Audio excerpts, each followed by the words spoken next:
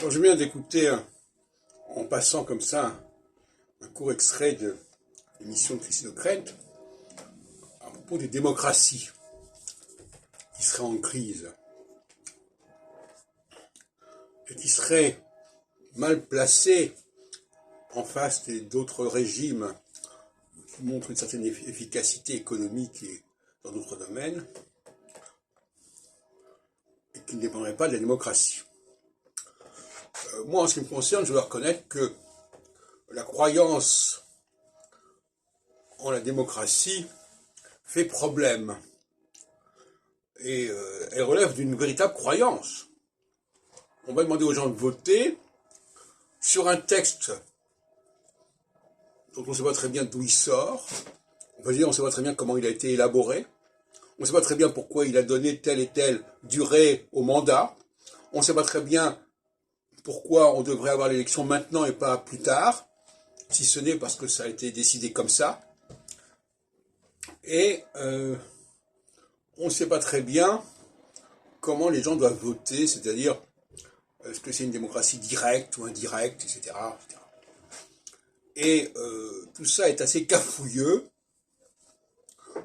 Et il faudrait trouver une solution intermédiaire entre cette démocratie sauvage dans laquelle nous vivons. On nous dit qu'il doit y avoir une alternance tous les 4 ans, etc. C'est quoi? Pourquoi cette alternance à ce moment-là? À quelle cyclicité scientifique ça correspond? On n'en sait rien. C'est très fantaisiste.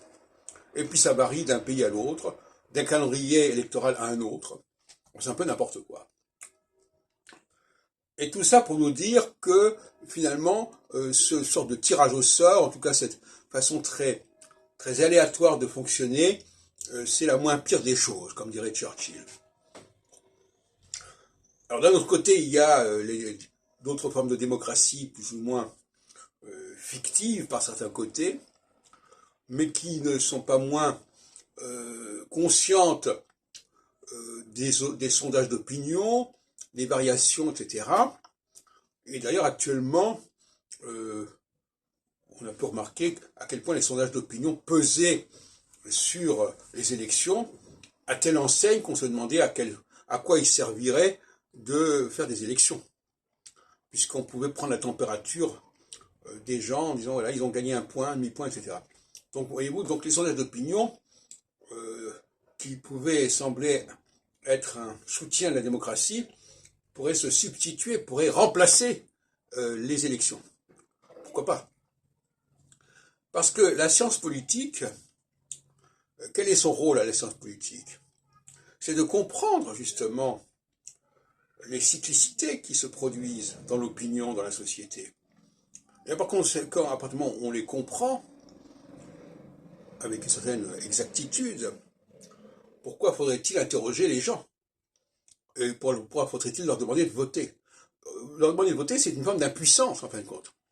Nous ne savons pas très bien où nous en sommes, nous, chercheurs en sciences politiques, nous ne pouvons pas déterminer comment les choses se déterminent, et par conséquent, on va laisser le vote se faire. Alors, franchement, ça me paraît de la plus haute fantaisie, et il va falloir faire quelque chose. Alors, l'astrologie, justement, a vocation, à mon avis, à proposer une solution. Mais il faut bien reconnaître que si l'astrologie fait partie objectivement de la science politique, objectivement j'entends, eh bien, ça remet en question l'idée du vote. Et surtout, l'idée que le vote vaudrait pour une période, une durée de temps d'années, c'est insupportable à envisager. Qu'un programme aurait été élu à un moment donné et vaudrait pour la période du mandat en question, c'est aberrant aussi. Bon. Donc on est quand même dans un monde complètement ubuesque sur le plan de la démocratie. Alors on s'y résigne si on veut quelque part, mais ce n'est pas très sérieux.